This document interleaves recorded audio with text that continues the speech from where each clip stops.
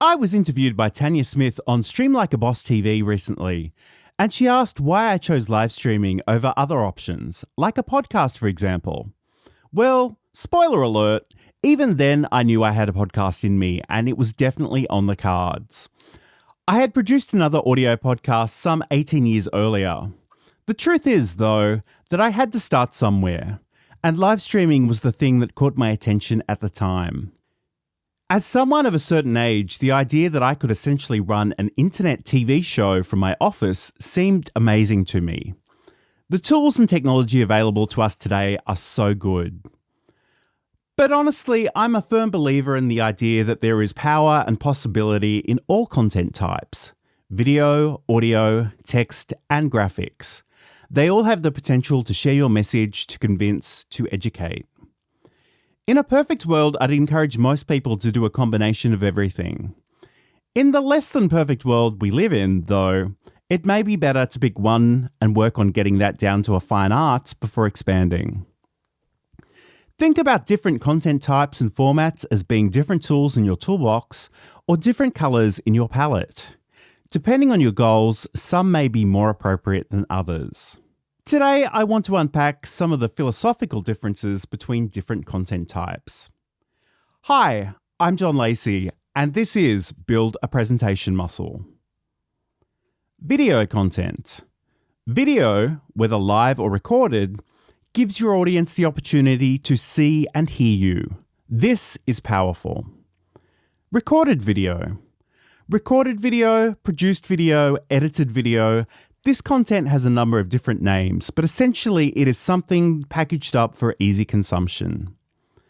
Recorded video gives you the ability to make edits. If you make a mistake, take a moment and say it again. Have a long, boring sequence? Take it out with a couple of clicks with your mouse or speed it up.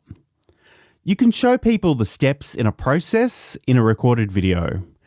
Even if you made your video short and snappy, the viewer can pause and scrub back and forth in the video. Some things are too hard to capture well in a live setting or in a single take. Attempting this live, you could be looking at the software you're demonstrating, trying to maintain some eye contact with the camera, and managing the chat comments all at once. It can be a lot. If you're recording and editing, you could do these things as different recordings. Record the software demonstration, record an introduction direct to camera, edit it together in a cohesive package. Long-form horizontal videos are a great opportunity to tell longer stories and dive deeper into a specific topic. YouTube gives you the ability to include timestamp references within your video that will let the viewers jump to specific parts of the content that best meet their needs. Giving these sections meaningful titles with keywords will also improve your video's ability to be found. Short-form vertical videos are a small hit of something: entertainment, tips, and the like. While it is possible for viewers to seek out specific videos and topics, generally these videos will just pop up in front of the audience. Live streaming and live video.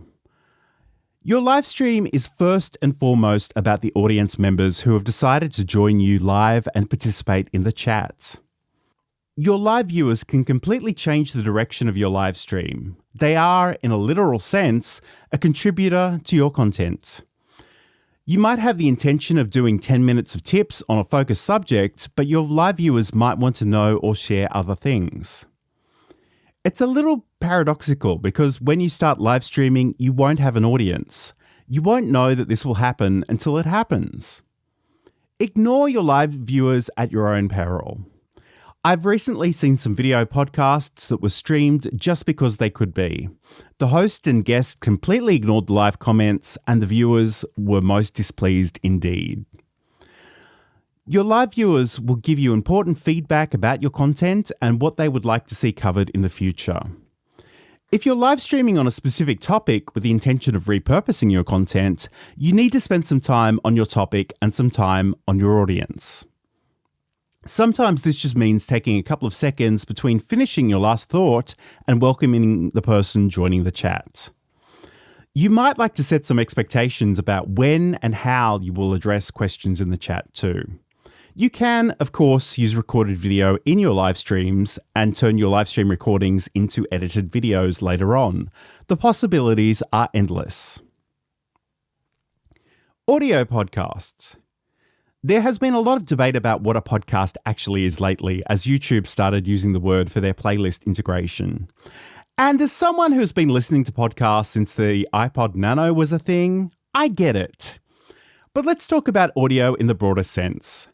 Someone speaking directly into your ears via headphones or earbuds is an incredibly intimate experience. It breeds familiarity and trust. You can listen to audio podcasts while multitasking, walking the dog, doing the dishes, working. Podcasts can make chores less dull. This is something I can personally attest to. Text content. Video and audio are exciting, but sometimes I just want to read something. I think one thing people forget is that so much of what we know as search is based on text input. Sure, you can and should add transcripts and captions to your content, but don't overlook text posts.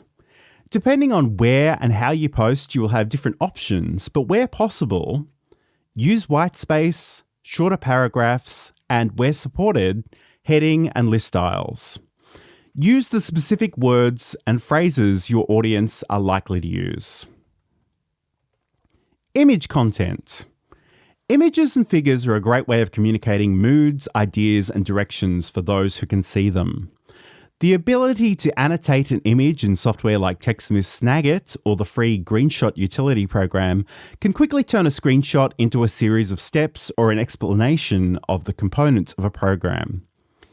People who are blind or have low vision will need some support when it comes to your image content, so be sure to include alternative text and image descriptions where appropriate. The beautiful thing is that everything that you create can go into your content library and be reused and remixed into other pieces of content. Combine some text and images, add some narrations and some B-roll, and you have a video. So start where you want to start, but think long-term and be strategic. Remember, for more information about today's show, head over to johnlacey.com.